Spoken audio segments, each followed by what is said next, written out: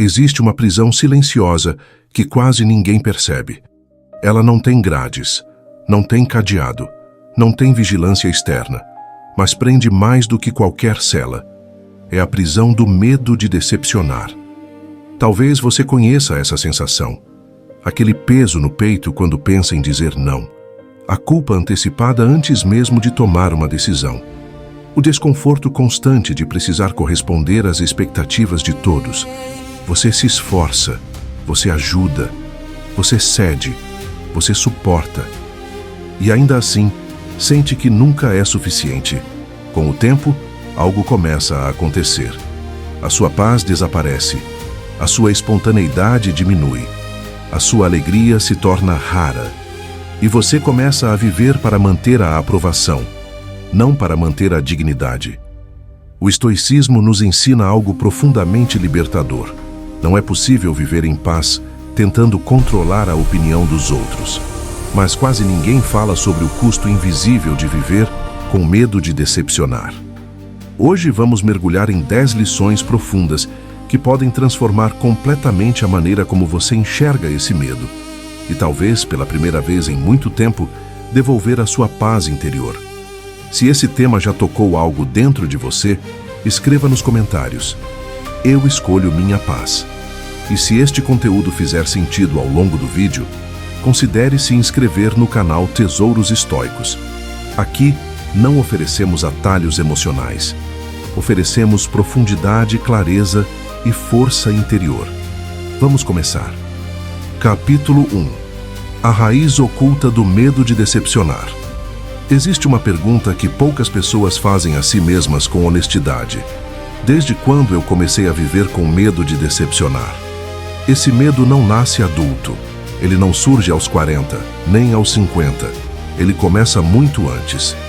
Começa muitas vezes na infância, quando aprendemos que amor pode ser condicionado, quando entendemos, ainda que de forma inconsciente, que ser aceito depende de corresponder, uma boa nota, um bom comportamento. Uma obediência silenciosa, uma postura madura demais para a própria idade.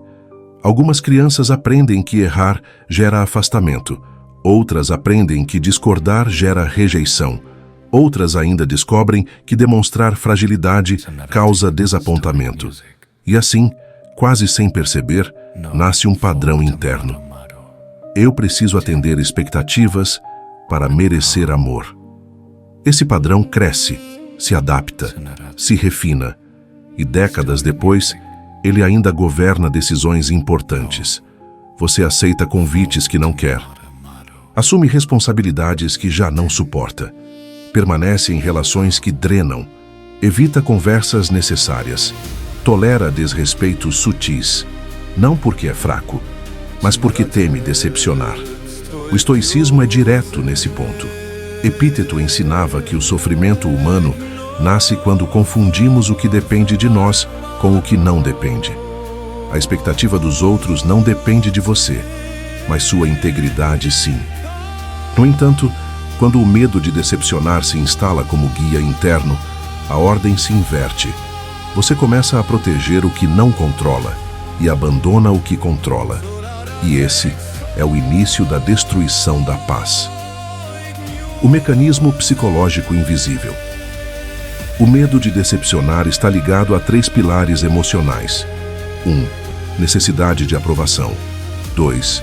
Medo de rejeição. 3. Culpa antecipada. A necessidade de aprovação é uma tentativa de garantir pertencimento. Somos seres sociais. Precisamos de conexão. Mas há uma diferença entre desejar conexão e depender dela para se sentir digno. Quando a aprovação se torna combustível emocional, qualquer desapontamento alheio vira ameaça interna. O medo de rejeição amplifica isso. Não é apenas o medo de alguém ficar chateado. É o medo de perder valor. E então surge a culpa antecipada. Você ainda nem disse não, mas já se sente culpado. Ainda nem tomou a decisão, mas já imagina o olhar de desaprovação. Essa antecipação constante consome energia mental. É um diálogo interno silencioso que nunca descansa. E se acharem que sou egoísta? E se pensarem que mudei? E se eu magoar alguém? Com o tempo, essa dinâmica cria uma vida baseada em prevenção, não em autenticidade. Você passa a agir para evitar frustração alheia, não para expressar verdade interna. Marco Aurélio escreveu algo poderoso. Se você se perturba por algo externo, a dor não está na coisa em si, mas no seu julgamento sobre ela. O medo de decepcionar é, essencialmente, um julgamento interno sobre o que a opinião do outro significa. Você associa desapontamento com perda de valor. Mas são coisas diferentes. Alguém pode se decepcionar com sua decisão. Isso não significa que você perdeu dignidade. O custo invisível. Após os 40, esse padrão, quando mantido por décadas, começa a cobrar juros emocionais. Após os 40, muitas pessoas sentem cansaço crônico, irritabilidade inexplicável, sensação de invisibilidade, ressentimento acumulado, perda de entusiasmo, mas raramente associam isso ao medo constante de decepcionar.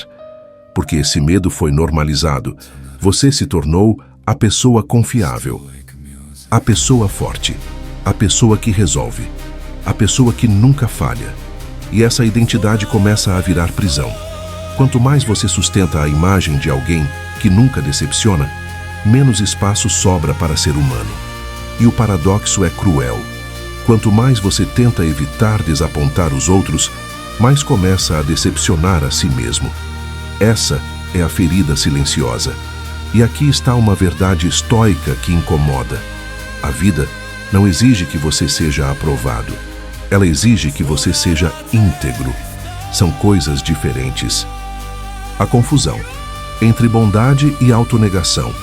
Muitas pessoas confundem bondade com autossacrifício constante. Ser gentil não significa se anular. Ser compreensivo não significa tolerar tudo. Ser responsável não significa carregar o mundo. O medo de decepcionar frequentemente se disfarça de virtude. Você diz, eu faço isso porque me importo. Mas no fundo existe medo. Medo de ser visto como difícil. Medo de ser interpretado como ingrato. Medo de não ser mais necessário. Sêneca alertava sobre algo semelhante ao falar da servidão voluntária. Quando o indivíduo entrega sua liberdade não por força externa, mas por dependência interna. Quando você vive tentando atender expectativas para manter aceitação, está entregando sua liberdade emocional. E ninguém percebe, nem você. Como esse medo se mantém vivo? Ele se mantém através de recompensas intermitentes. Você agrada, recebe elogio, sente alívio. Você cede, evita conflito, sente segurança momentânea. O cérebro aprende, agradar protege. Mas essa proteção é temporária, e cada concessão aumenta a dificuldade de mudar depois. Com o tempo, você já nem sabe mais quais decisões são suas. Quantas escolhas da sua vida foram feitas por convicção? E quantas foram feitas para evitar desapontar alguém? Essa pergunta pode ser desconfortável, mas é libertadora. Se até aqui você se reconheceu em algum ponto, deixe nos comentários. Eu estou despertando. Escrever isso não é para agradar o algoritmo apenas, é um marco interno. E se você percebe que esse conteúdo toca camadas profundas da sua história, considere se inscrever no canal. Aqui falamos com maturidade emocional, sem atalhos motivacionais. A primeira tomada de consciência. A raiz do medo de decepcionar não está nas pessoas ao seu redor.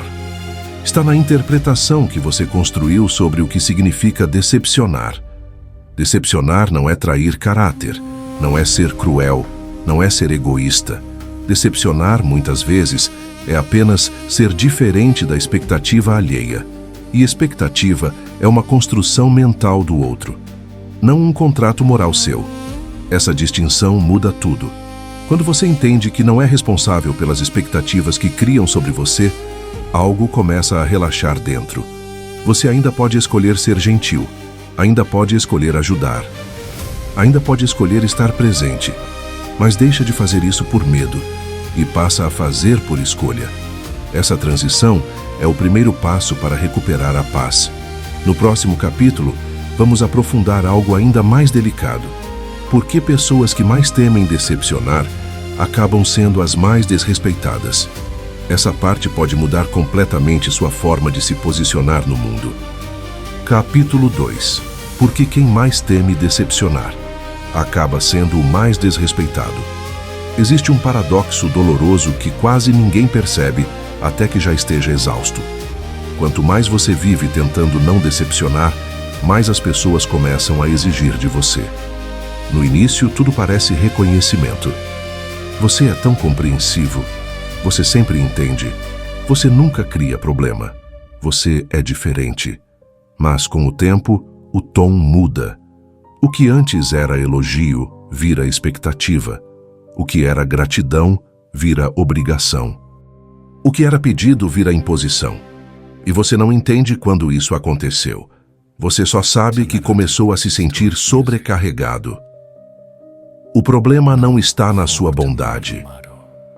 É importante deixar algo claro. O problema não é ser gentil. O problema não é ser responsável. O problema não é ser alguém confiável. O problema é quando sua identidade passa a ser construída em torno da incapacidade de frustrar alguém. Quando você nunca diz não. Quando você sempre se adapta. Quando você absorve desconfortos para manter harmonia. As pessoas aprendem. Elas aprendem que podem avançar um pouco mais, que podem pedir mais uma coisa, que podem ultrapassar mais um limite, não por maldade consciente, mas porque você ensinou que seus limites são flexíveis. O estoicismo é firme nesse ponto. Epíteto dizia: se quer melhorar, aceite ser visto como tolo por coisas externas. Mas quem vive com medo de decepcionar não aceita esse risco. Prefere ser visto como sempre útil do que correr o risco de ser visto como egoísta. E esse medo comunica algo silencioso. Meu limite não é tão importante. Quando você comunica isso repetidamente, o mundo responde. A psicologia do respeito. Respeito não nasce da submissão, nasce da clareza. Pessoas que sabem dizer não de forma tranquila transmitem algo poderoso. Elas possuem centro. Já pessoas que evitam qualquer possibilidade de desapontamento transmitem instabilidade interna. E o ser humano percebe isso intuitivamente. Não é que as pessoas decidam conscientemente desrespeitar você. É que a ausência de limites claros cria um espaço onde o excesso começa a entrar. Imagine uma casa sem porta. No começo, ninguém invade. Mas aos poucos, entram sem bater. Limites são portas. Não são muros. São entradas conscientes. Quando você elimina a porta por medo de parecer rude, não elimina invasões. Elimina apenas o controle sobre quem entra. O ressentimento silencioso. Há algo ainda mais perigoso. Quando você constantemente evita decepcionar, começa a acumular microfrustrações. Você diz sim quando queria dizer não. Aceita tarefas além do que pode. Permanece em conversas que drenam. Tolera comentários que machucam. Cada pequena concessão deixa uma marca interna. E como você não expressa desconforto, esse desconforto não desaparece.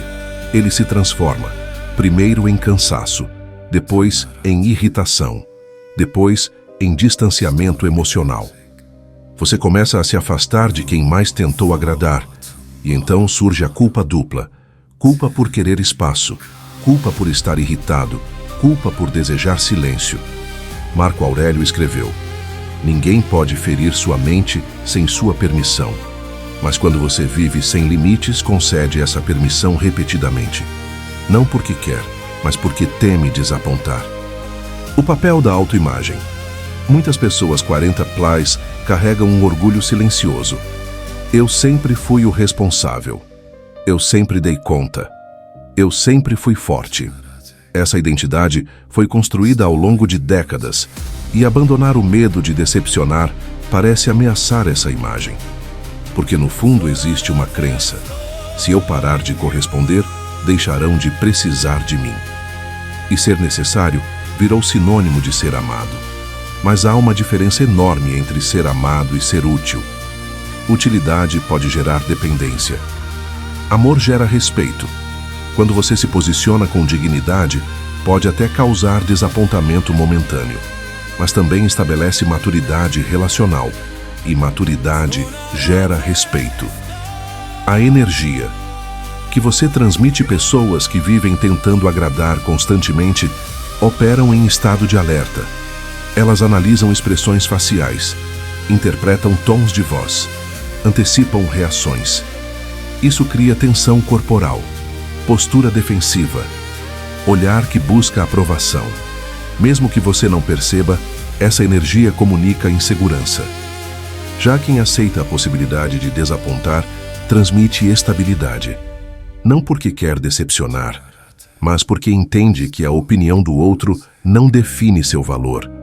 Sêneca dizia: quem é escravo da opinião pública nunca será livre. Se você depende da aprovação constante, está emocionalmente dependente. E dependência reduz a autoridade. Não autoridade sobre os outros, mas autoridade sobre si. O momento da virada. Existe um ponto em que algo dentro começa a cansar. Talvez você já esteja aí. Você começa a perceber que agradar não trouxe a paz prometida, que evitar conflitos não eliminou tensões, que corresponder a tudo não gerou reconhecimento duradouro. E então surge a pergunta: vale a pena continuar assim? Esse é o momento crucial, porque a alternativa parece assustadora. Significa arriscar desapontar. Significa talvez ouvir críticas. Significa talvez perder alguns vínculos. Mas aqui está a verdade madura. Relações que só existem enquanto você se anula não são relações equilibradas. São dependências disfarçadas. E o estoicismo não ensina a ser duro. Ensina a ser justo, inclusive consigo mesmo. Se esse capítulo trouxe clareza para você, escreva nos comentários: respeito começa em mim. Esse tipo de reflexão fortalece não apenas você, mas a comunidade que está aprendendo junto. E se este canal tem ajudado você a enxergar padrões que nunca foram explicados com profundidade, considere se inscrever. Uma verdade difícil, mas libertadora. Algumas pessoas podem realmente se afastar quando você começa a impor limites, e isso pode doer. Mas pergunte-se: elas estavam conectadas à sua essência ou à sua disponibilidade constante? Essa distinção é dolorosa, mas é libertadora. Porque quando você aceita que não pode controlar o nível de maturidade emocional dos outros, recupera energia. E energia é paz. No próximo capítulo, vamos explorar algo ainda mais profundo: como diferenciar responsabilidade emocional de culpa aprendida. E por que essa confusão mantém você preso. Capítulo 3. Responsabilidade emocional ou culpa aprendida. A confusão que mantém você preso. Existe uma diferença sutil, mas transformadora, entre responsabilidade emocional e culpa aprendida. Muitas pessoas passam décadas acreditando que estão sendo maduras, quando na verdade estão apenas condicionadas. Responsabilidade emocional é reconhecer o impacto das próprias ações. Culpa aprendida é sentir-se responsável por emoções que não pertencem a você. A diferença parece pequena, mas muda completamente a sua paz interior. Onde a confusão começa. Desde cedo, muitos aprendem algo perigoso. Se alguém está triste, algo em você causou isso. Se alguém está irritado, você deveria ter evitado. Se alguém se decepcionou, você falhou. Esse tipo de mensagem raramente é explícito. Ele é absorvido em olhares, em silêncios, em decepções dramatizadas, em chantagens emocionais sutis. Com o tempo, o cérebro aprende a associar conflito com culpa. E então surge um padrão automático. Sempre que alguém demonstra frustração, você sente que precisa consertar. Mesmo quando não fez nada errado. Mesmo quando apenas expressou uma necessidade legítima. Mesmo quando simplesmente escolheu algo diferente do esperado. Essa é a armadilha. Você começa a viver tentando regular as emoções alheias. E isso é impossível. O que é de fato responsabilidade emocional? Responsabilidade emocional significa ser honesto sem ser cruel, assumir erros reais, não manipular, não usar silêncio como punição, não transferir frustrações. Ela não significa evitar qualquer desapontamento, sacrificar sua verdade, anular desejos legítimos, impedir que o outro sinta frustração. Frustração faz parte da vida adulta. O estoicismo reconhece isso com clareza. Epíteto ensinava que cada pessoa é responsável por suas próprias reações. Você pode escolher agir com dignidade, mas não pode escolher como o outro vai interpretar. Quando você assume responsabilidade pelas interpretações alheias, está ultrapassando seus limites naturais e pagando um preço alto por isso. O peso invisível da culpa aprendida. A culpa aprendida é silenciosa, mas constante. Ela aparece antes da ação, antes da conversa, antes da decisão. Você já sente peso antes mesmo de agir. E isso gera exaustão. Imagine viver sempre calculando: será que isso vai chatear alguém? Será que vão achar que mudei? Será que vão me julgar? Esse cálculo permanente rouba a espontaneidade, rouba a leveza, rouba a autenticidade. Você começa a moldar sua personalidade para minimizar reações externas e, pouco a pouco, vai se afastando de si. Marco Aurélio refletia frequentemente sobre isso.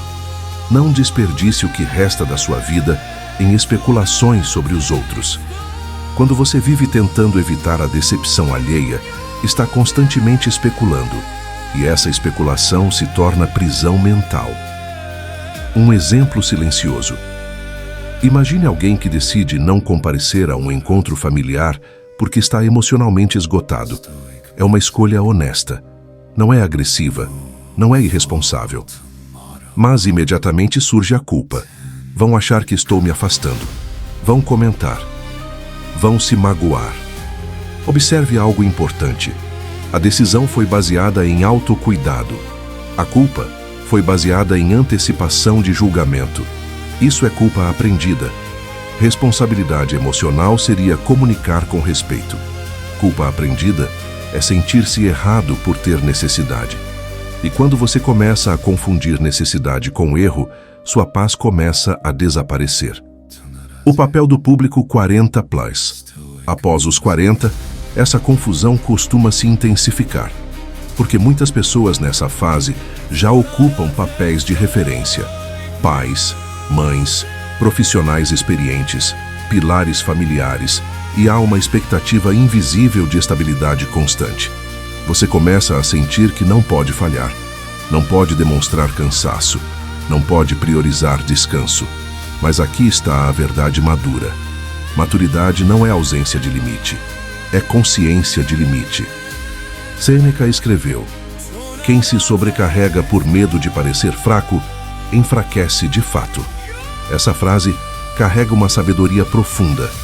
Quando você assume mais do que pode por medo de desapontar, começa a comprometer sua própria estabilidade emocional. E ninguém ganha com isso. A virada de consciência. Pergunte a si mesmo com sinceridade: quantas vezes você pediu desculpas por algo que não era erro? Quantas vezes se justificou por ter necessidade? Quantas vezes se sentiu culpado apenas por discordar? Se a resposta for muitas, talvez você esteja operando sob culpa aprendida. E reconhecer isso não é acusar ninguém. É libertar-se de um padrão. Você pode continuar sendo responsável, mas não precisa continuar sendo responsável por tudo. Existe uma diferença enorme entre empatia e absorção. Empatia é compreender. Absorção é carregar. Você não precisa carregar todas as emoções que surgem ao seu redor. Se esse capítulo trouxe um tipo diferente de clareza para você, escreva: eu não carrego o que não é meu. Essa frase não é confronto, é maturidade. E se essas reflexões têm feito sentido para sua fase de vida, permanecer aqui no canal é uma forma de continuar fortalecendo essa construção interior.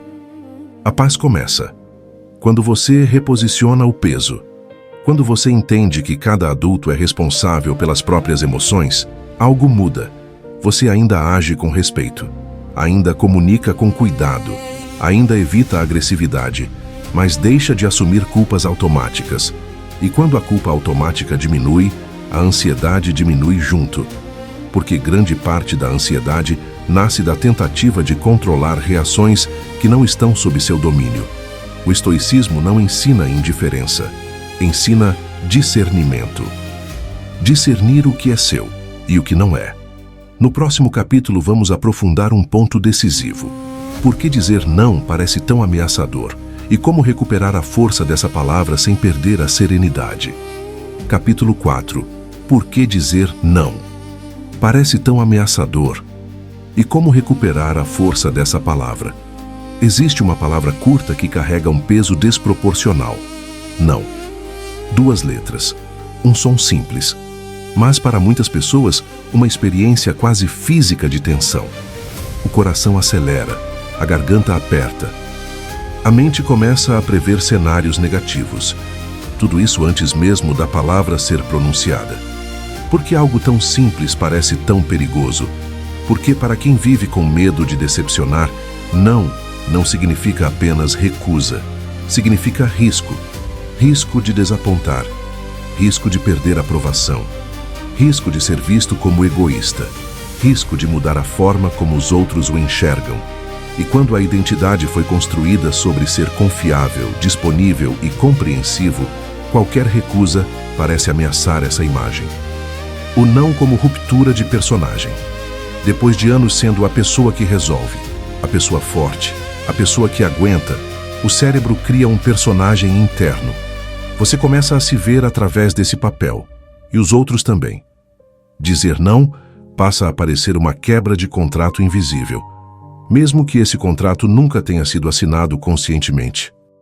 Você teme ouvir frases como "você mudou", "não é mais como antes", "está diferente".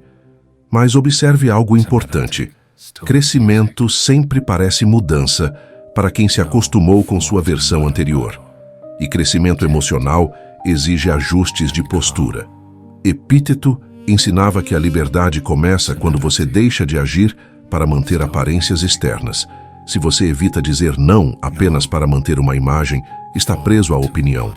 E prisão emocional não combina com paz. O medo real. Por trás da recusa. Vamos aprofundar.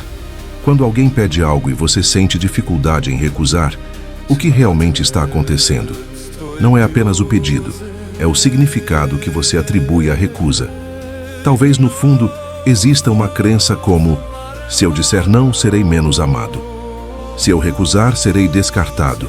Se eu me posicionar, perderei espaço. Essas crenças raramente são conscientes, mas moldam decisões.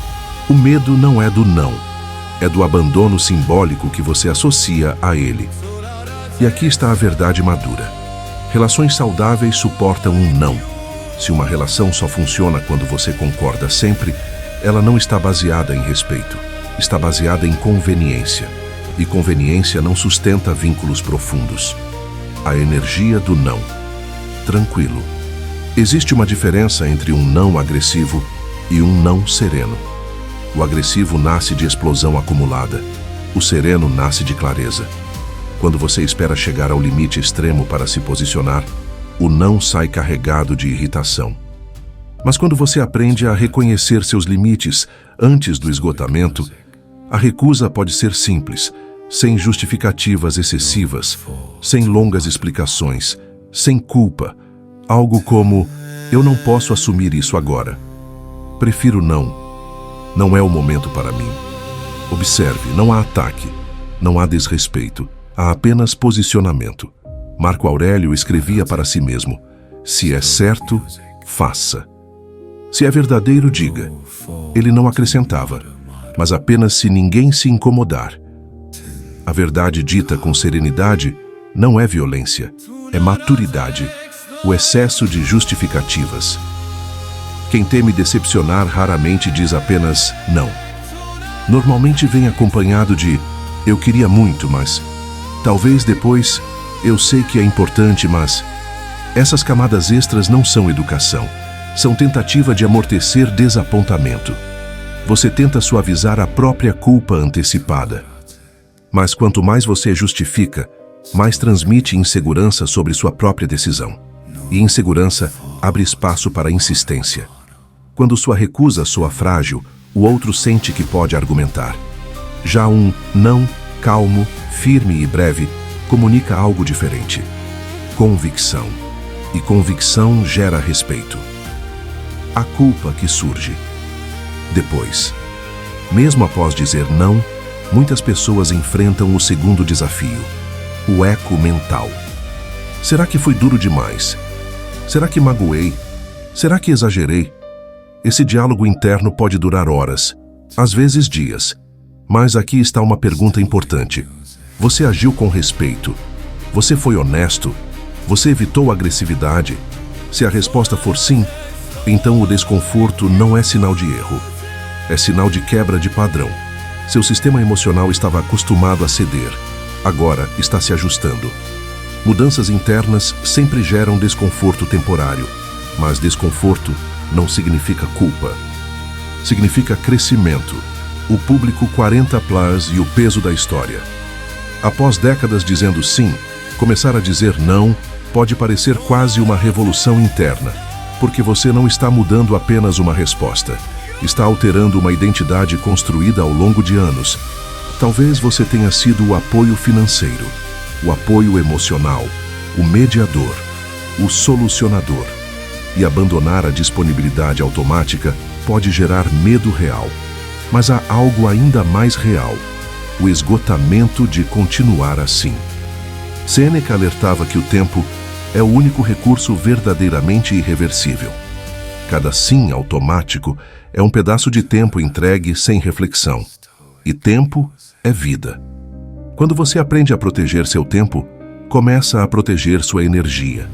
E energia é base da paz. Se essa reflexão toca algo profundo em você, escreva: meu tempo tem valor. Essa consciência é um marco silencioso de maturidade. E continuar caminhando nesse processo é uma escolha que fortalece sua estabilidade emocional. Recuperando a força da palavra. Dizer não precisa ser confronto. Não precisa ser ruptura. Não precisa ser drama. Pode ser simples, direto, respeitoso. E quanto mais você pratica, mais natural se torna. No começo, haverá desconforto, talvez questionamentos, talvez estranhamento. Mas com o tempo, as pessoas se ajustam ao novo padrão e você percebe algo transformador. Sua paz aumenta, porque cada não consciente é um sim à sua integridade, e integridade é o solo onde a serenidade cresce. No próximo capítulo, vamos explorar um ponto ainda mais delicado. O que fazer quando alguém realmente se decepciona com sua nova postura e como manter equilíbrio sem voltar atrás. Capítulo 5. Quando alguém realmente se decepciona com você. Como manter o equilíbrio sem voltar atrás. Existe um momento inevitável nesse processo de transformação. Você começa a dizer não. Começa a impor limites. Começa a se priorizar com mais clareza. E então acontece. Alguém demonstra decepção. Pode ser no silêncio. Pode ser em um comentário sutil. Pode ser em uma mudança de comportamento. Ou pode ser de forma direta. Eu não esperava isso de você. E nesse instante, todo o seu sistema interno é ativado. A antiga culpa tenta voltar. O medo de desapontar reaparece. A vontade de recuar surge quase automaticamente. É aqui que muitos desistem. Não porque estavam errados, mas porque não estavam preparados para lidar com a reação. A verdade, que ninguém gosta de ouvir. Quando você muda um padrão antigo, você altera a dinâmica da relação. E toda dinâmica alterada gera desconforto. Se por anos você foi o que cedia, o que absorvia, o que sempre estava disponível, as pessoas ao seu redor se organizaram emocionalmente em torno disso. Sua mudança exige que elas também mudem. E nem todos estão prontos para isso. Mas aqui está a pergunta crucial. A decepção do outro significa que você fez algo errado? Nem sempre. Às vezes significa apenas que você saiu de um papel que era conveniente para alguém. E conveniência, quando interrompida, costuma se manifestar como frustração. Separando.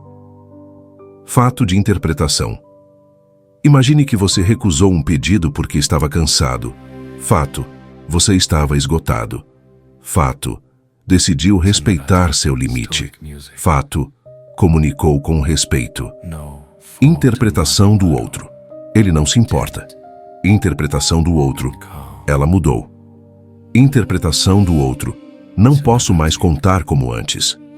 Perceba, você é responsável pelos fatos, não pelas interpretações.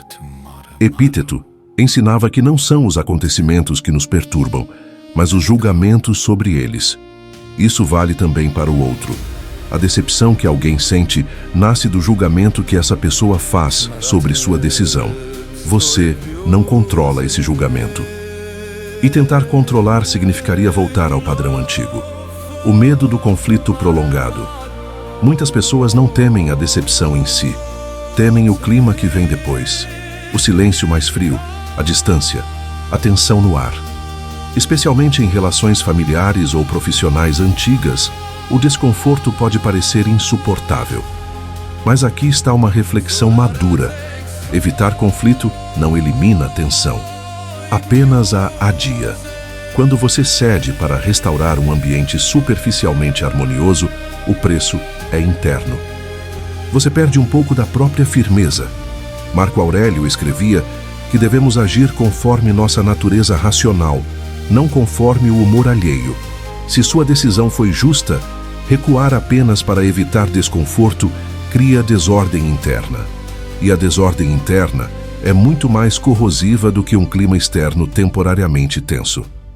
Quando a decepção é legítima. Há também um ponto importante. Nem toda decepção alheia é manipulação. Às vezes, a pessoa realmente contava com você. Às vezes, realmente sentiu impacto. E maturidade não significa indiferença. Você pode reconhecer. Eu entendo que isso tenha sido difícil para você. Eu sei que você esperava algo diferente. Reconhecer não significa recuar. Significa validar a experiência do outro sem invalidar a sua. Essa é a diferença entre empatia e submissão. Empatia escuta. Submissão abandona. Você pode manter sua decisão e ainda ser respeitoso. Isso é equilíbrio. A tentação de voltar ao antigo papel. Depois de sentir a decepção do outro, o impulso de voltar ao padrão antigo pode ser forte, porque o padrão antigo é familiar, é previsível, é menos desconfortável no curto prazo. Mas lembre-se, foi justamente esse padrão que começou a destruir sua paz. Se você volta ao antigo comportamento toda vez que alguém reage negativamente, você ensina algo claro. Basta pressionar que eu recuo. E isso reforça a dinâmica anterior. Mudança verdadeira exige consistência. Não agressividade, não rigidez extrema, mas consistência. Sêneca dizia que quem busca agradar a todos acaba desagradando a si mesmo.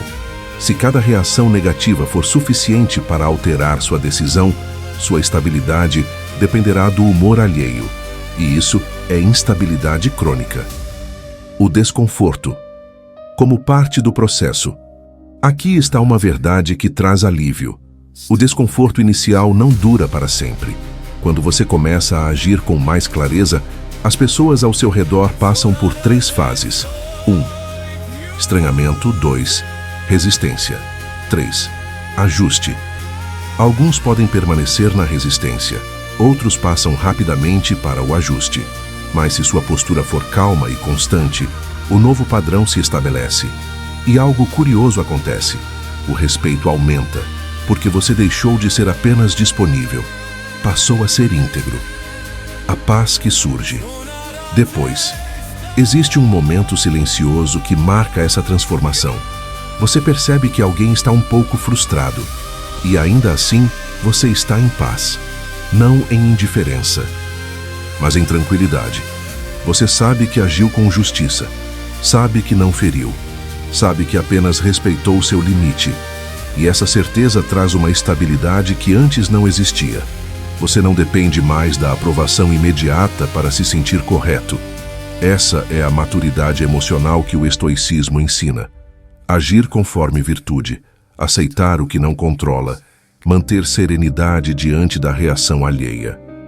Se você já viveu uma situação em que manteve sua decisão, mesmo diante da decepção de alguém, escreva: eu sustento minha escolha.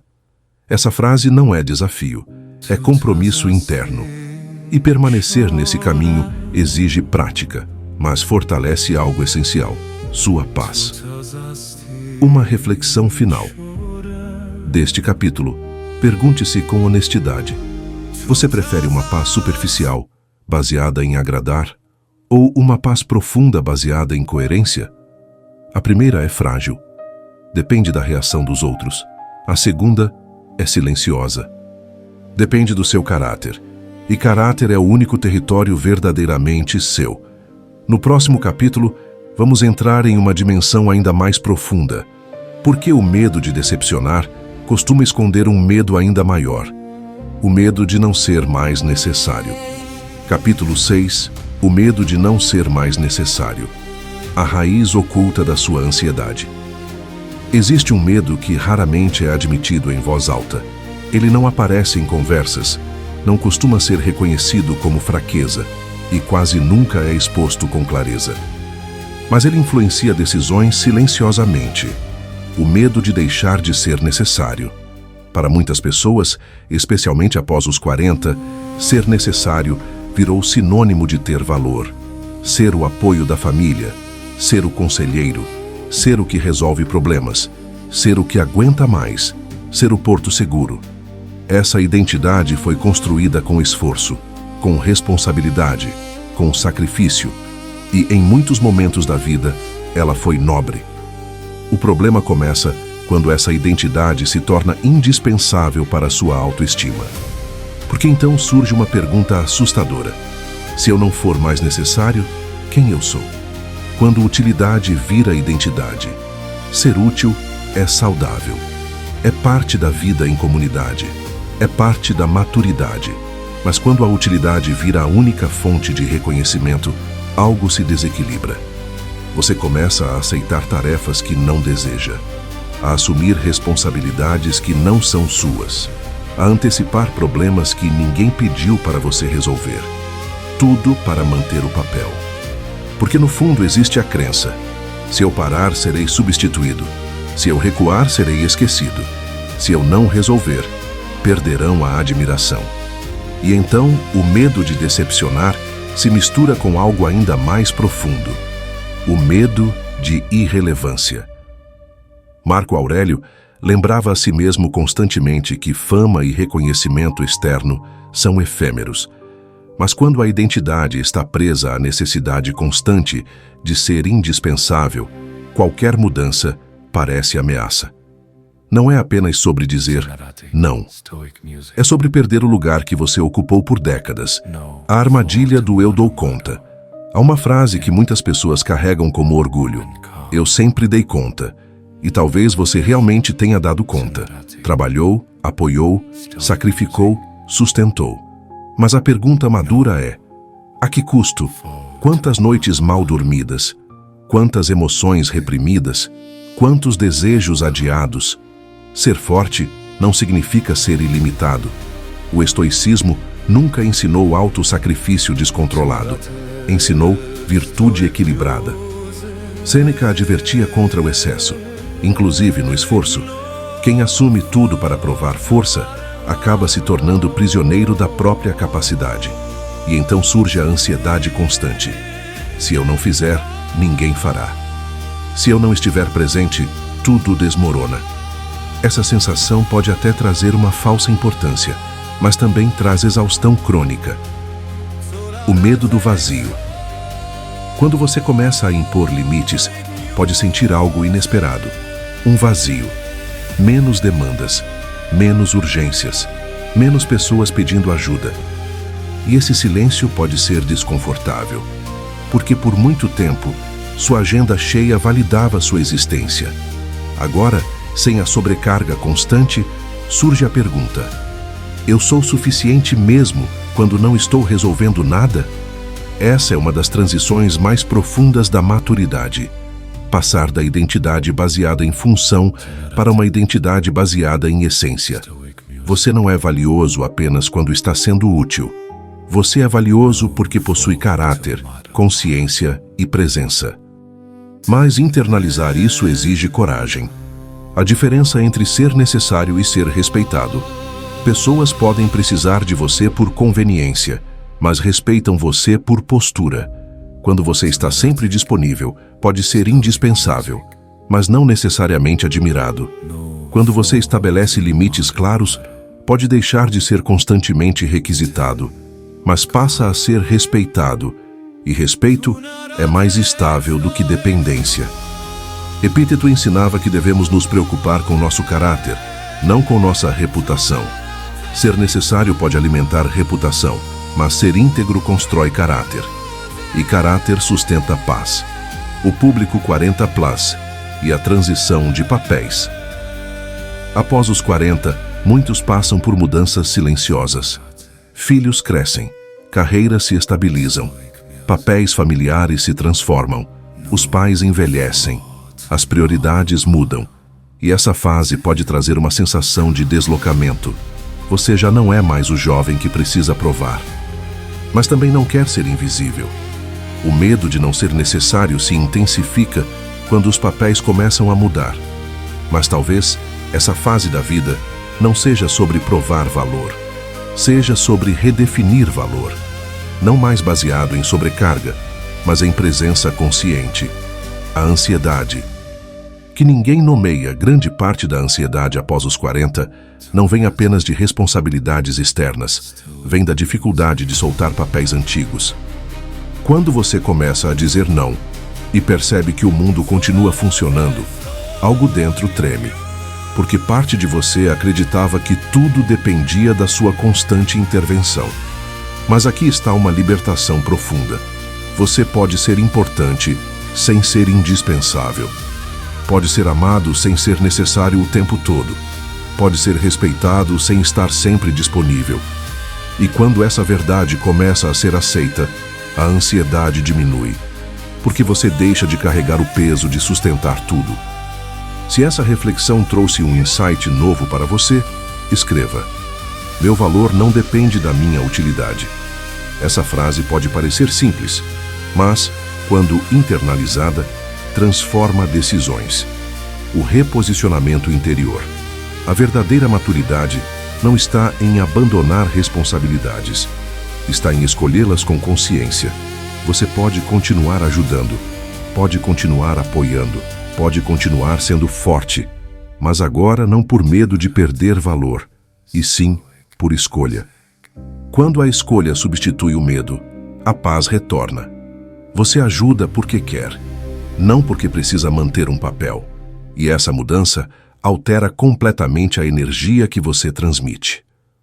No próximo capítulo, vamos explorar uma questão decisiva: como reconstruir sua identidade, além da aprovação e da utilidade, e encontrar estabilidade que não depende da reação dos outros. Capítulo 7. Reconstruindo sua identidade, além da aprovação e da utilidade.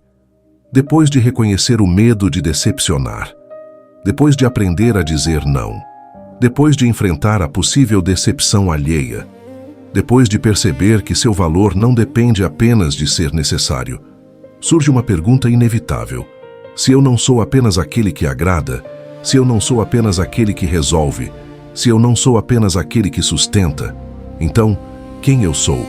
Essa pergunta pode parecer simples, mas ela é profunda, porque durante anos, talvez décadas, sua identidade foi moldada pela reação dos outros. Você aprendeu quem era através do olhar alheio, através do reconhecimento, através da dependência, através da expectativa.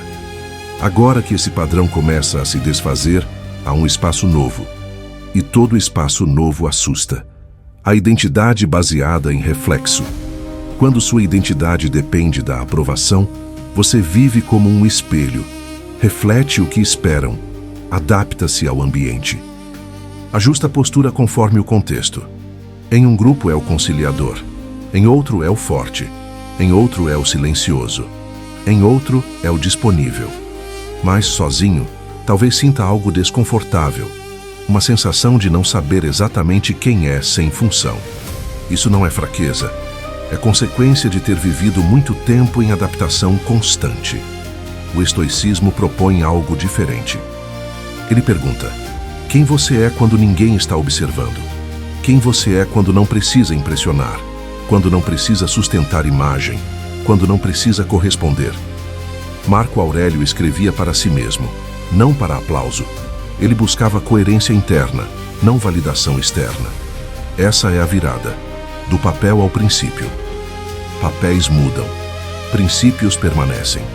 Você pode deixar de ser o provedor, pode deixar de ser o mediador, pode deixar de ser o indispensável. Mas seus princípios, justiça, coragem, temperança, sabedoria, continuam. Quando sua identidade deixa de estar baseada no papel e passa a estar baseada no princípio, algo se estabiliza. Você não é mais quem agrada. Você é alguém que age com respeito. Você não é mais quem resolve tudo. Você é alguém que escolhe responsabilidades coerentes. Você não é mais quem nunca decepciona. Você é alguém que não trai a própria consciência. Isso muda tudo, porque princípios não dependem da aprovação. Dependem da integridade. O silêncio como aliado. Durante esse processo pode surgir uma fase de silêncio, menos solicitações, menos demandas, menos dependência externa, e esse silêncio pode ser interpretado como perda, mas talvez seja espaço para descobrir preferências que ficaram adormecidas, espaço para recuperar interesses antigos, espaço para descansar sem culpa. Após os 40, muitos redescobrem partes esquecidas de si mesmos quando deixam de viver apenas para sustentar expectativas. Esse período pode parecer estranho, mas é fértil. Sêneca dizia que devemos aprender a viver para nós mesmos, não apenas para os outros. Isso não significa egoísmo, significa equilíbrio. A estabilidade, que não oscila.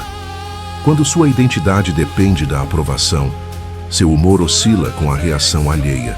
Um elogio eleva, uma crítica derruba, um silêncio inquieta, uma expressão desaponta. Mas quando sua identidade está ancorada em princípios, as oscilações externas perdem intensidade. Você ainda sente, ainda se importa, mas não desmorona. Essa estabilidade é silenciosa, não é arrogância, é segurança tranquila, e segurança tranquila gera paz. A coragem de ser incompreendido. Há um ponto que exige maturidade especial. Nem todos compreenderão sua mudança. Alguns dirão que você está diferente. Outros podem insinuar frieza. Outros podem interpretar como afastamento. Mas aqui está uma verdade difícil. Ser compreendido por todos não é um objetivo realista. Epíteto ensinava que tentar controlar a percepção alheia é desperdiçar energia.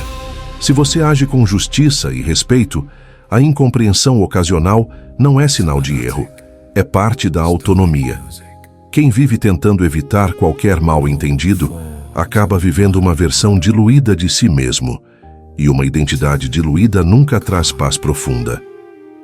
A reconexão com sua própria voz. Reconstruir sua identidade exige ouvir algo que ficou abafado por anos. Sua própria voz. O que você realmente pensa, o que realmente deseja, o que realmente considera importante, não o que esperam, não o que sempre foi feito, não o que mantém harmonia superficial, mas o que é verdadeiro para você. Essa reconexão pode trazer surpresas. Talvez você descubra que tolerou demais, que se adaptou além do necessário, que deixou sonhos silenciosos. E essa descoberta não é motivo de arrependimento, é oportunidade de ajuste. Após os 40, ainda há tempo, ainda há escolhas. Ainda há espaço para redefinição. Se você sente que está redescobrindo partes esquecidas de si mesmo, escreva: Eu estou me reencontrando. Essa não é uma frase para os outros, é um reconhecimento interno. Identidade e paz. Paz não nasce da ausência de conflito externo, nasce da coerência interna.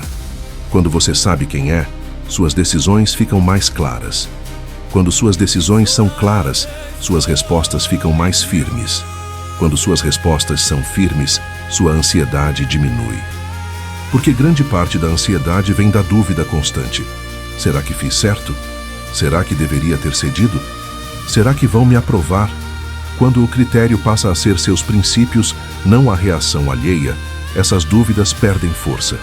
E então, algo novo acontece. Você começa a viver com menos medo. No próximo capítulo, vamos explorar um aspecto essencial dessa nova fase: como manter relações saudáveis sem voltar ao padrão antigo, e como diferenciar conexão verdadeira de dependência emocional. Capítulo 8: Relações saudáveis ou dependência disfarçada. Como manter conexão sem voltar ao padrão antigo. Depois que você começa a mudar, algo inevitável acontece.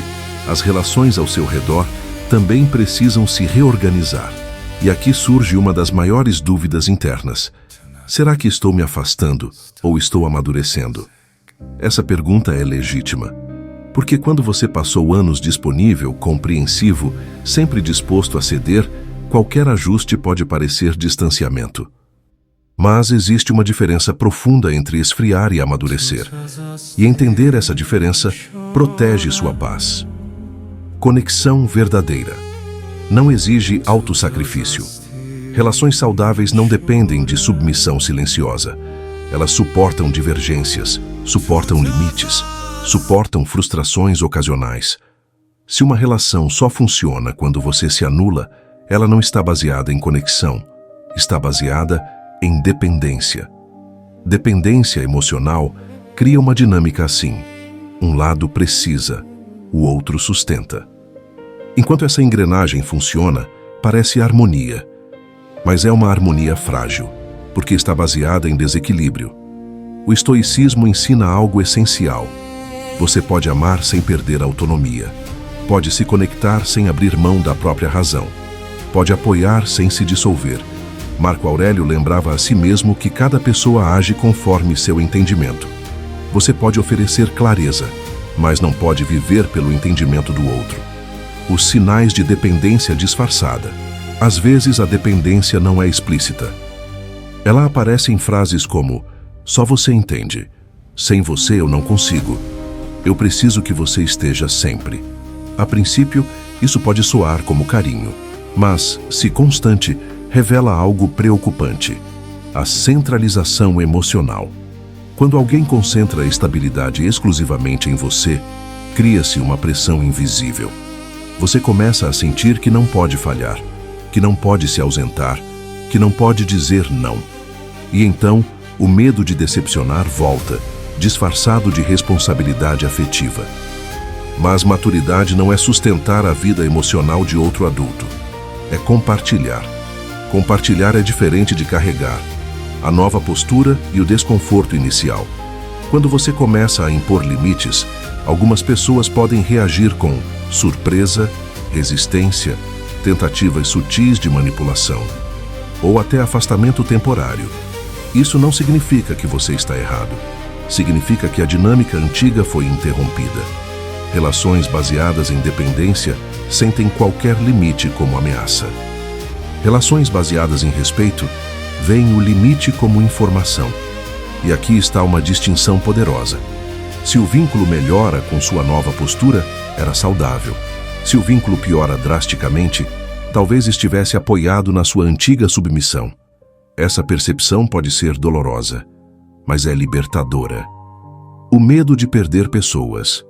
Uma das maiores barreiras para manter limites é o medo de perder vínculos antigos, especialmente após os 40, quando amizades e relações já atravessaram décadas. Você pode pensar: será que vale a pena arriscar essa relação? E se nunca mais for igual? Mas talvez a pergunta mais honesta seja: já estava igual antes? Ou você apenas estava suportando mais do que deveria? O estoicismo não ensina frieza, ensina realismo. Você não controla a permanência das pessoas, controla apenas sua postura. Se alguém se afasta porque você começou a agir com dignidade, essa relação talvez estivesse sustentada por desequilíbrio. E manter desequilíbrio para preservar presença não traz paz. A conexão madura. Relações maduras têm 3 características fundamentais. 1. Espaço para discordar. 2. Liberdade para dizer não. 3. Responsabilidade individual pelas próprias emoções. Quando esses três elementos estão presentes, a conexão é leve, não porque não existam conflitos, mas porque existe respeito. Sêneca dizia que a amizade verdadeira é aquela onde há confiança sem medo. Se você vive com medo constante de decepcionar dentro de uma relação, talvez não seja confiança, seja tensão silenciosa. E tensão constante não é sinal de amor, é sinal de instabilidade. Como manter proximidade sem se anular? Manter relações saudáveis após sua transformação exige 3 atitudes claras: clareza, consistência, serenidade. Clareza ao comunicar limites, consistência para não voltar atrás por pressão, serenidade para não transformar posicionamento em confronto. Você não precisa explicar excessivamente, não precisa justificar cada decisão, não precisa convencer. Você apenas precisa agir de forma coerente. Com o tempo, as pessoas aprendem a nova versão de você. Algumas se adaptam, outras não. E isso faz parte da vida adulta. O ajuste interno mais difícil. Talvez o maior desafio não seja externo, seja interno. Você pode sentir culpa ao perceber que certas relações só funcionavam porque você se diminuía. Pode sentir tristeza ao notar que alguns vínculos enfraquecem quando você cresce. Mas crescer não é trair, é evoluir. E evolução sempre reorganiza o ambiente. Marco Aurélio lembrava que tudo na vida está em constante transformação. Relações também. O objetivo não é manter tudo intacto, é manter sua integridade intacta. Se você já percebeu mudanças em suas relações ao se posicionar com mais clareza, escreva: eu escolho relações com respeito. Essa escolha pode parecer silenciosa, mas redefine seu círculo emocional. O equilíbrio entre conexão e autonomia. Você não precisa se isolar para preservar sua paz, nem precisa se anular para manter conexão. O ponto de equilíbrio é este: estar presente sem perder a si mesmo. Quando você aprende isso, algo muda profundamente. As conversas ficam mais honestas, as expectativas ficam mais realistas, a ansiedade diminui, porque agora você não está tentando sustentar uma imagem, está apenas sendo coerente. E coerência é a base de qualquer vínculo saudável. No próximo capítulo, vamos explorar algo ainda mais profundo: como lidar com críticas e julgamentos quando você começa a viver com mais autonomia, sem deixar que isso abale sua estabilidade emocional. Capítulo 9: A coragem de ser mal compreendido. Há um momento na vida de todo homem disciplinado em que ele percebe algo desconfortável. Quanto mais firme ele se torna, menos compreendido ele é. Quando você começa a colocar limites, dizem que você mudou. Quando você começa a dizer não, dizem que você está frio. Quando você escolhe disciplina, dizem que você está rígido demais. Mas há uma verdade silenciosa que poucos têm maturidade para aceitar. Quem abandona a própria fraqueza quase sempre perde a aprovação dos que vivem nela. E isso exige coragem. Não a coragem barulhenta, não a coragem do confronto, mas a coragem silenciosa de permanecer firme, mesmo quando os outros não entendem o seu caminho. O preço da maturidade. Durante muito tempo, você pode ter sido a pessoa que sempre cedia, que evitava conflito, que preferia perder para manter a paz. Mas chega um dia em que o cansaço se transforma em clareza. Você entende que agradar a todos é uma forma sofisticada de se abandonar. E então, começa a mudar. Você começa a organizar sua rotina. Começa a cuidar da sua mente.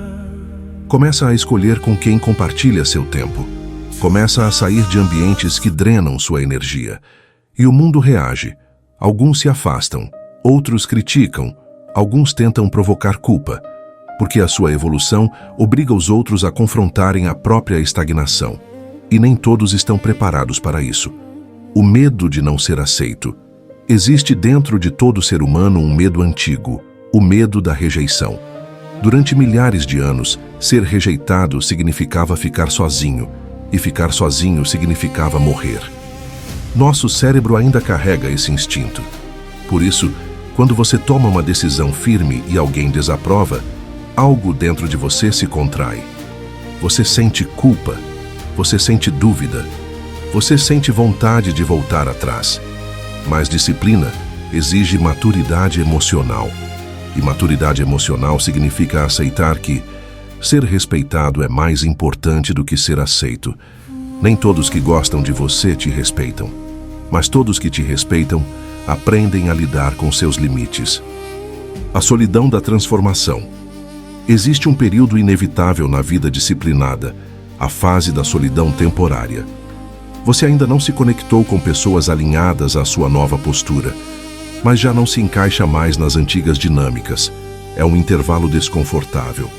Você não é mais quem era, mas ainda não vive totalmente quem está se tornando. Muitos desistem nesse ponto. Voltam atrás para recuperar aplausos.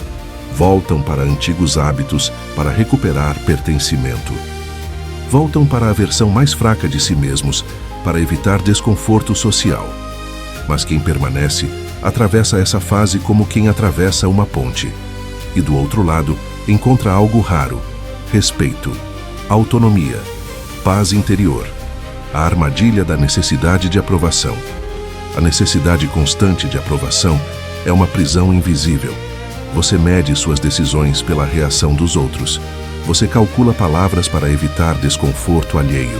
Você adapta sua personalidade para caber no ambiente. Mas toda adaptação constante tem um custo. Você deixa de ser inteiro. E quando deixa de ser inteiro, perde energia. A disciplina, ao contrário, nasce da integridade. Ela nasce quando suas ações estão alinhadas com seus valores, mesmo que isso custe aplausos. Marco Aurélio escreveu algo profundamente libertador. Se não está certo, não faça. Se não é verdade, não diga. Note, ele não disse se os outros aprovarem. Ele não disse se for conveniente socialmente. Ele falou sobre verdade interior. E verdade interior não negocia com plateias. O teste do caráter. Ser mal compreendido é um teste. É fácil manter princípios quando todos concordam com você. É fácil ser firme quando há aplausos. Mas e quando há silêncio?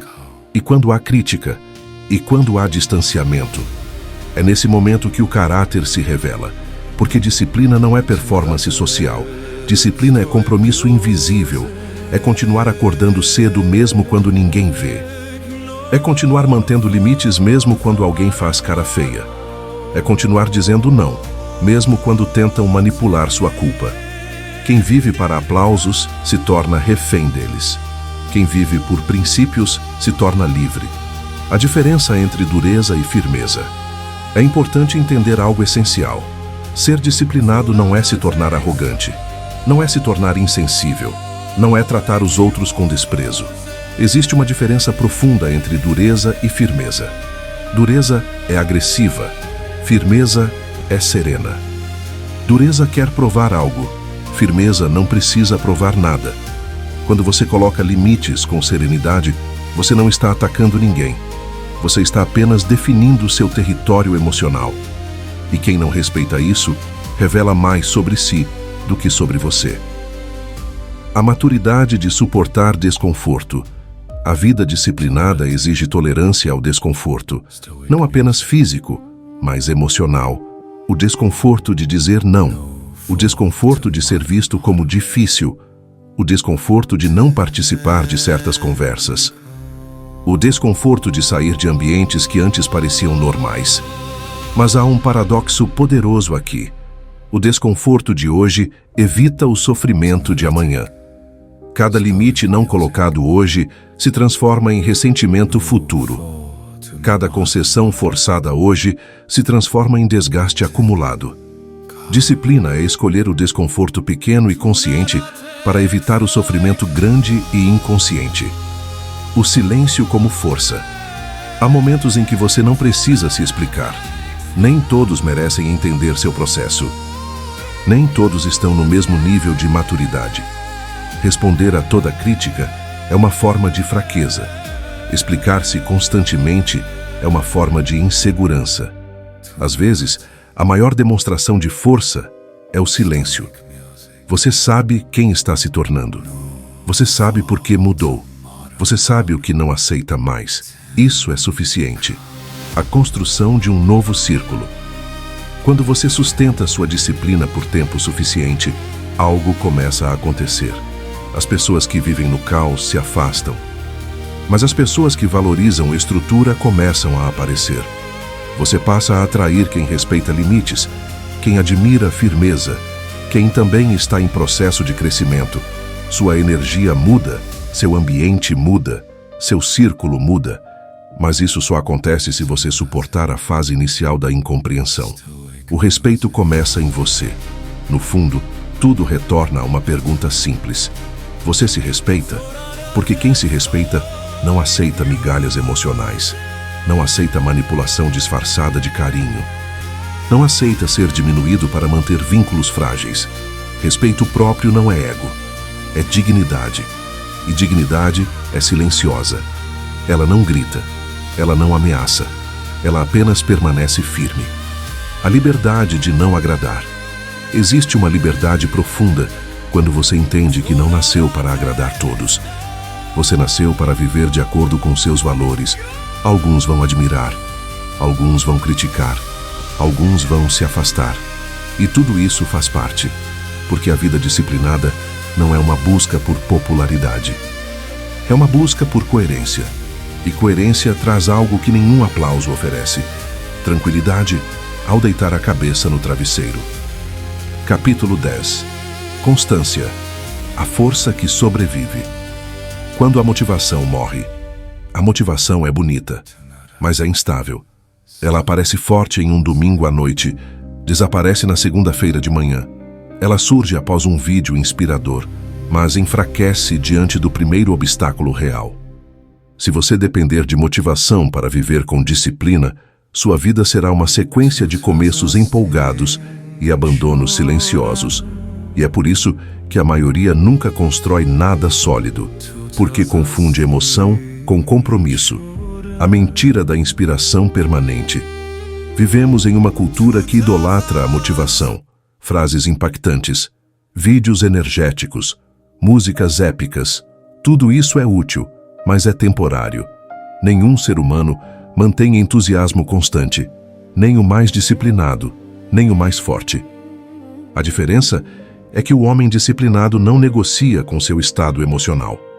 Ele entende algo fundamental. Você não precisa estar motivado para agir.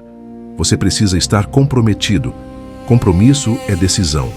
Motivação é sensação. E sensações mudam. Decisões sustentam. A verdadeira prova da disciplina. A verdadeira disciplina começa no dia em que você não quer, no dia em que está cansado, no dia em que ninguém verá seu esforço, no dia em que o resultado parece distante demais. É nesse momento que sua identidade é definida, porque agir quando está animado é fácil, agir quando está desmotivado é raro, e raridade gera resultados incomuns. O poder da identidade. Se você diz, eu estou tentando ser disciplinado, você ainda está negociando. Mas quando você diz, eu sou disciplinado, a conversa interna muda. Identidade cria padrão. Um homem que se vê como disciplinado não pergunta todos os dias se vai agir. Ele simplesmente age, porque isso faz parte de quem ele é. Não é sobre vontade, é sobre coerência com a própria identidade, a constância invisível. Os grandes resultados não vêm de explosões intensas, vêm de repetições silenciosas. Acordar cedo, mesmo quando ninguém vê. Treinar, mesmo sem plateia. Estudar, mesmo sem reconhecimento imediato. Manter limites, mesmo quando ninguém elogia. Constância é fazer o que precisa ser feito em dias comuns. Não é o esforço heróico que transforma uma vida. É o esforço repetido, pequeno, simples, contínuo. A resistência ao tédio. Existe um inimigo pouco falado da disciplina, o tédio. No começo, tudo parece novo, mas com o tempo, a rotina se torna repetitiva. E é aí que muitos desistem. Porque confundem rotina com estagnação. Mas rotina não é prisão. É estrutura. O tédio é o preço da excelência. Se você só faz o que é emocionante, sua vida será instável. Mas se você aprende a respeitar a repetição, você constrói profundidade, a maturidade de continuar. Há dias em que você não verá progresso, dias em que o esforço parecerá invisível, dias em que nada parecerá mudar. Mas a disciplina funciona como água moldando pedra.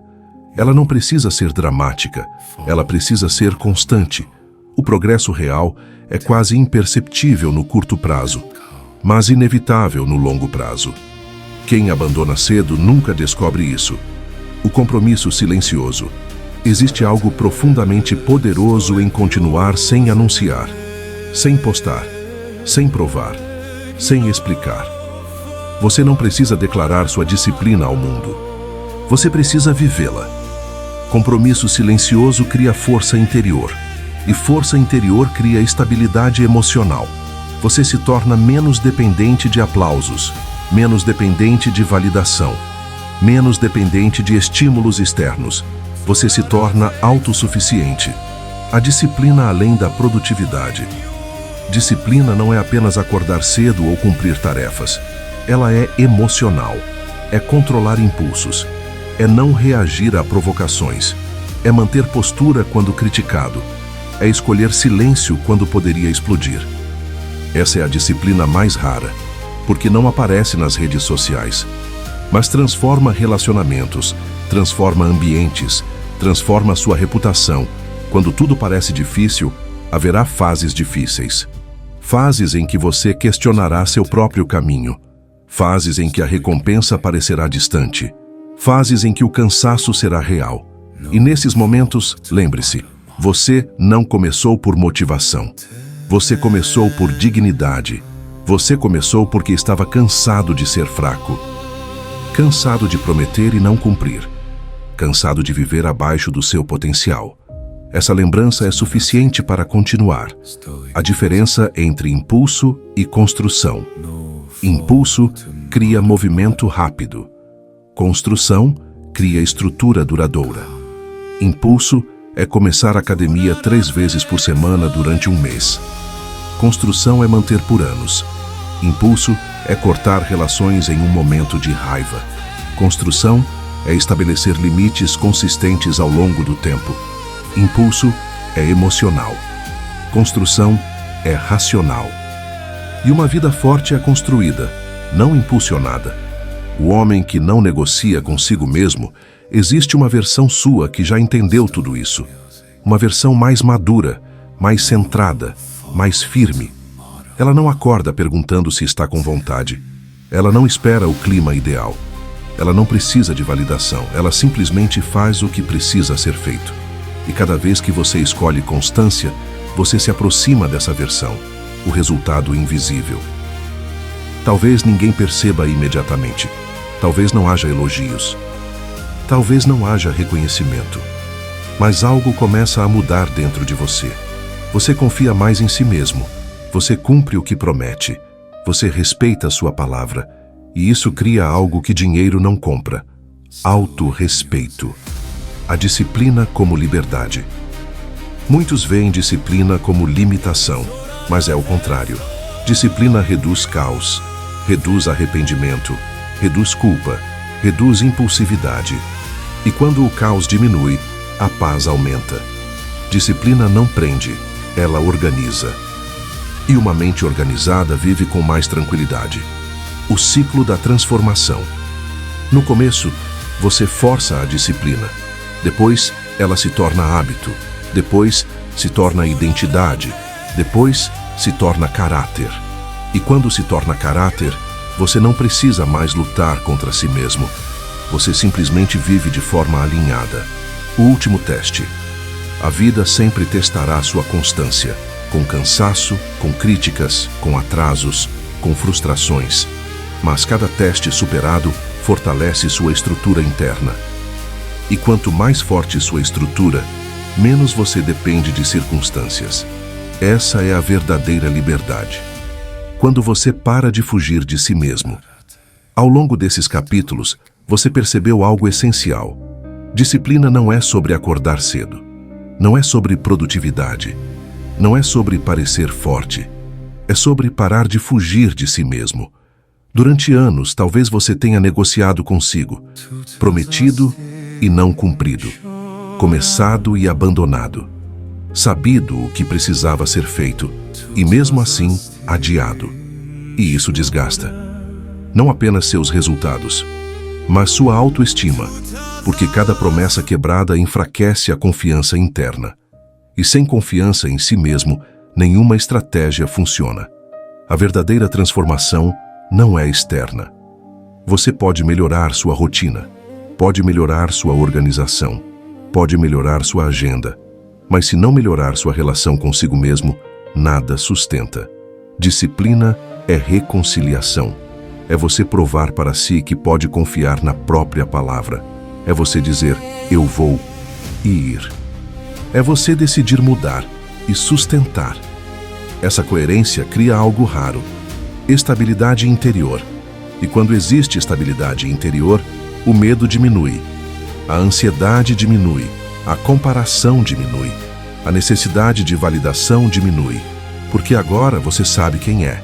Você não precisa ser perfeito. Em nenhum momento falamos sobre perfeição. Falamos sobre constância. Perfeição paralisa. Constância constrói. Você vai falhar, vai errar, vai ter dias ruins. Mas disciplina não é ausência de falha. É retorno rápido ao caminho. É cair e ajustar. É errar e corrigir. É atrasar e continuar. Sem drama, sem autopunição, sem desistência. O homem ou mulher que você está se tornando. Se você aplicar o que ouviu aqui, algo inevitável acontecerá. Você começará a se admirar. E isso muda tudo.